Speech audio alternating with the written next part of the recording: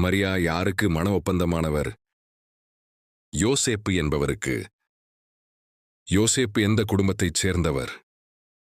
தாவீது குடும்பத்தை. மரியாவுக்கு தோன்றியவர் யார்? கபிரியேல் வானதூதர். வானதூதர் மரியாவை எவ்வாறு வாழ்த்தினார்? அருள்மிகப் பெற்றவரே வாழ்க, ஆண்டவர் உம்மோடு இருக்கிறார் என்றார். மரியா கலங்கியதைக் கண்ட வானதூதர் மரியாவிடம் என்ன கூறினார்? அஞ்ச வேண்டாம், கடவுளின் அருளைக் கண்டடைந்துள்ளீர் என்றார். மரியாளுக்கு பிறக்கும் குழந்தைக்கு என்ன பெயரிட வேண்டும் என கூறப்பட்டது? இயேசு. இயேசு எவ்வாறு அழைக்கப்படுவார்? உன்னத கடவுளின் மகன். இயேசுவின் ஆட்சிக்கு என்ன சிறப்பு கூறப்பட்டது? அவரது ஆட்சிக்கு முடிவே இராது. மரியா வானதூதரிடம் கேட்ட கேள்வி என்ன? இது எப்படி நிகழும்?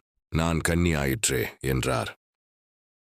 கடவுளால் இயலாதது ஒன்றுமில்லை என்று யார் கூறினார்? வானதூதர்.